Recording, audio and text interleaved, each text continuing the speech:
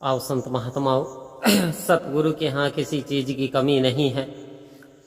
चाहे वो कृपा हो, चाहे वो प्रसाद हो, चाहे वो लंगर हो या परोपकार हो, दया की भावना हो, सतगुरु के पास बहुत है।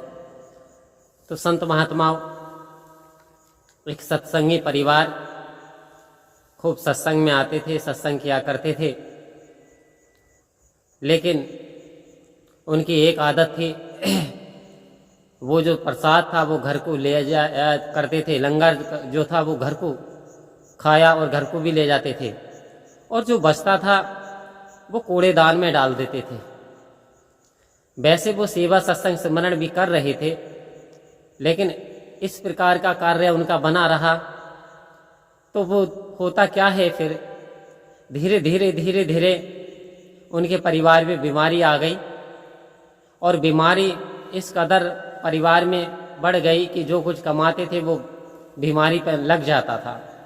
यानी अब बरकत उड़ गई थी घर की, अब घर में बरकत नहीं रह पा रही थी।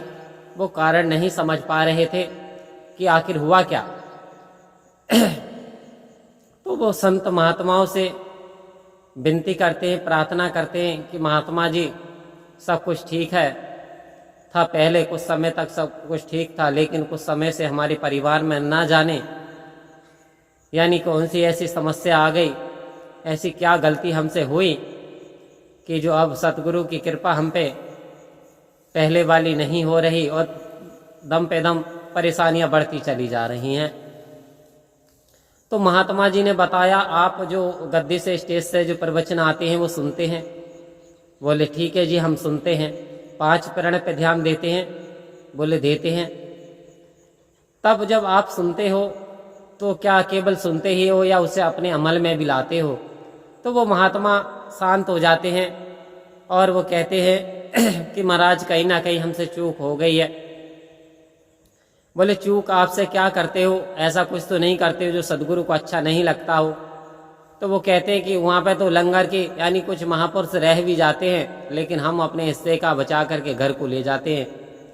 तो क्या पता यही कारण। तो वो मुस्कुरा देते हैं। महात्मा जी कहते हैं यही कारण है कि वहाँ तो महात्मा जी को मिल भी नहीं पाया और आप हद से ज़्यादा ले गए, जितने की ज़रूरत थी उससे ज़्यादा ले गए। अगर थोड़ा बहुत ले जाते प्रसाद रूप में तो सही था, आपने तो खाने के रूप में उसे ले गए, वो ले आकर के उसका अवहेलना कर दी, आपने कूड़ेदान में डाल दिया। तो आओ संत महात्माओं, यही कमी है जो सतगुरु की आप पे कृपा नहीं हो रही, जो बीमारी आपके घर में बस गई हैं। आज से ही आप सतगुरु से प्रार्थना कीजिए कि मैं ऐसा काम कभी नहीं करूँगी, कभी नहीं करूँगा, यानी दूसरों के हिस्से का लंगर ऐसा व्यर्थ में वेस्ट नहीं जाने दूंगा। क्योंकि वैसे भी संत महात्मा कहते हैं, खाओ मनवर रहे ना कड़भर। आओ संत महात्माओं, सतगुरु ने लंगर तो हमें दिया, लेकिन हमें उसका इस्तेमाल कैसे करना है ये हमें सोचना है, समझना है। क्योंकि अन्न का एक एक दाना बहुत महत्वपूर्ण है। और इस समय गेहूं की कटाई चल रही है, तो इस समय किसान से पूछिए कैसे एक एक दाना कटता है, कैसे यानी वो घरों को जाता है। दास भी गेहूं के खेत में इस समय खड़ा हुआ है।